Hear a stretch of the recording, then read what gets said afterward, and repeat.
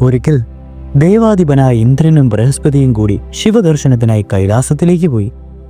അവർ കൈലാസത്തിൽ പ്രവേശിച്ചതും 1000 സൂര്യ തേജസ്സിന്റെ അകമ്പടിയോടെ ഭഗവാൻ ശിവൻ അവർക്ക് പ്രത്യക്ഷനായി. ദിക്കുകളെ വസ്ത്രമായി ധരിച്ചുകൊണ്ട് ദിവ്യമൂർത്തി അവർക്ക് മധ്യ നിലയുറപ്പിച്ചു. ഭക്തിയാലും ഭയത്താലും ഇന്ദ്രന് വാക്കുകൾ നഷ്ടപ്പെട്ടു. ആദ്യത്തെ അങ്കലാപ്പിൽ നിന്ന് അല്പമൊന്ന് രക്ഷ പ്രാപിച്ചപ്പോൾ ഇന്ദ്രൻ ആ വിശ്വരൂപത്തോട് അപേക്ഷിച്ചു. കാരുണ്യാനിധി, അവിടുത്തെ ദിഗംബര രൂപം ദർശിക്കുവാൻ കഴിഞ്ഞ ഞങ്ങൾ അനുഗ്രഹീതരാണ്. പ്രഭു, ഞങ്ങൾക്ക് വിട നൽകിയാലും. ഇന്ദ്രന്റെ അപേക്ഷ ഭഗവാൻ കേട്ടതായി പോലും നടിച്ചില്ല. ആകാശം അതിരാക്കി നിലകൊണ്ട് ഭഗവാന്റെ മുഖം ഒരു 100 പുഞ്ചിരിയാൽ വെടരുക മാത്രം ചെയ്തു.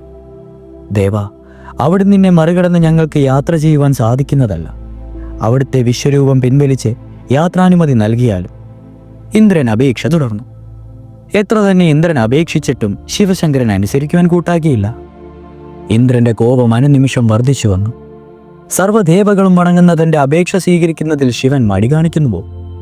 ഇന്ദ്രന്റെ ശക്തിയും ഗാംഭീര്യവും ഇദ്ദേഹത്തിന് അറിയുന്നില്ലെന്നുണ്ടോ? എങ്കിലും ഉഗ്രമൂർത്തിയായ ശിവനെ സംഹരിക്കുക തന്നെ. ഇപ്രകാരം നിശ്ചയിച്ചുകൊണ്ട് ഇന്ദ്രൻ തന്റെ വജ്രായുധം പുറത്തെടുത്തു. സൂര്യരശ്മികൾ തട്ടി ആയുധം രത്നം പോലെ പ്രകാശിച്ചു. ഇന്ദ്രൻ അല്പമൊന്ന് ധ്യാനിച്ച ശേഷം വജ്രായുധവുമായി ഭഗവാനെ നേരിയെടുത്തു. ആശ്ചര്യം! വജ്രായുധം പിടിച്ച കൈ സ്തംഭിച്ചിരിക്കുന്നു. ഇന്ദ്രൻ വിഷണ്ണനായി നിലയുറപ്പിച്ചു. അദ്ദേഹത്തിന്റെ മുഖം കോപത്താലും ലജ്ജയാലും ചുവന്നു തുടുത്തു. ഹേ അഹങ്കാരിയായ പരമേശ്വര, നിന്റെ മായാവിനോദങ്ങൾ ദുർബലരായ സന്യാസിമാരോടും അസുരന്മാരോടും മതി. ഞാൻ ദേവാധിപതനായ ഇന്ദ്രനാണ്. എന്നോട് നിന്റെ വിലാസങ്ങൾ വേണ്ട. ഭീരു, ആയുധം കയ്യിലെടുത്ത് യുദ്ധത്തിനൊരുങ്ങുക. ഇന്ദ്രൻ പരമേശ്വരനെ പോരിന് വെല്ലുവിളിച്ചു. ഭഗവാന്റെ കണ്ണുകൾ ചെങ്കനലകൾ പോലെ തിളങ്ങി. ലോകം വിറച്ചു. അങ്ങനെ നിൽക്കവേ ശിവശങ്കരൻ തന്റെ തൃക്കണ്ണ് തുറന്നു. അതിൽ നിന്നും ത്രിലോകങ്ങളെയും സംഹരിക്കുവാൻ പര്യാപ്തമായ ക്രോധാഗ്നി പുറത്തു വന്നു. സർവചരാചരങ്ങളും ഭയവിഹുലരായി. സംഗതി ഗൗരവമാകുന്നത് മനസ്സിലാക്കിയ ഇന്ദ്രൻ യാചനാഭാവത്തിൽ ബൃഹസ്പതിയെ നോക്കി.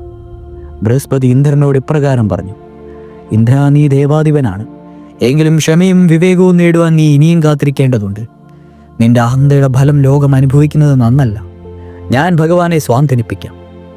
ഭഗവാനെ അവിടുത്തെ വിനോദം സാധുക്കളിൽ പതിയുന്നത് ഏതോ ധർമ്മനീതിയുടെ അടിസ്ഥാനത്തിലാണ്. അങ്ങ് കാരുണ്യവാനാണ്. ശരിതെറ്റുകൾ തിരിച്ചറിയുവാൻ അങ്ങയോളം പ്രാപ്തിയുള്ളവർ ആരുമില്ല. ഇന്ദ്രൻ സ്വതേ അഹങ്കാരിയും ചഞ്ചല ഹൃദയനുമാണെന്ന് അവിടുന്ന് അറിവില്ലേ? അവനെ അങ്ങ് പരീക്ഷിക്കരുതേ. ശിവശങ്കര, അവിടുന്ന് കോപം ഉപേക്ഷിച്ചാലും. ഈ വിധം ബൃഹസ്പതി ശിവഭഗവാനോട് അഭ്യർത്ഥിച്ച് പ്രാർത്ഥിച്ചു. അവസാനം തന്റെ ക്രോധാഗ്നി പിൻവലിക്കാമെന്ന് ഭഗവാൻ ഉറപ്പു നൽകി. സന്തുഷ്ടനായ ബൃഹസ്പതി ഇപ്രകാരം അരുളി: പരമേശ്വര, അങ്ങ് ദേവാദിദേവനാണ്. സന്ദർഭത്തിനനുസൃതമായി പ്രവർത്തിക്കുന്ന അങ്ങ് ആദരണീയനാണ്. അങ്ങയ്ക്ക് പ്രിയം ലോകനന്മയാണെന്ന് അറിയുവാനാകുന്നു. ഭഗവാനന്റെ അപേക്ഷ അനുസരിച്ച് ക്രോധം സംഹരിച്ച് അങ്ങയെ അവധൂതേശ്വരൻ എന്ന് ഞാൻ നാമകരണം ചെയ്യുന്നു. ദേവാചാര്യ, അവിടുത്തെ ഹിതം പോലെ ശിവൻ ബൃഹസ്പതിയുടെ മുന്നിൽ കൈകൾ കൂപ്പി. അതിനുശേഷം ഇന്ദ്രൻ ദേവസ്തുതികൾ ചൊല്ലവേ ഭഗവാൻ തന്റെ ദിഗംബര രൂപം ഉപേക്ഷിച്ച് സാധാരണ രൂപം കൈക്കൊണ്ടു. ഇന്ദ്രനും ബൃഹസ്പതിയും അനുഗ്രഹിച്ച ശേഷം ഭഗവാൻ അപ്രത്യക്ഷനായി. അടുത്തത് പരമശിവൻ മൃത്യുഞ്ജയനായ കഥയാണ്. തുടരും.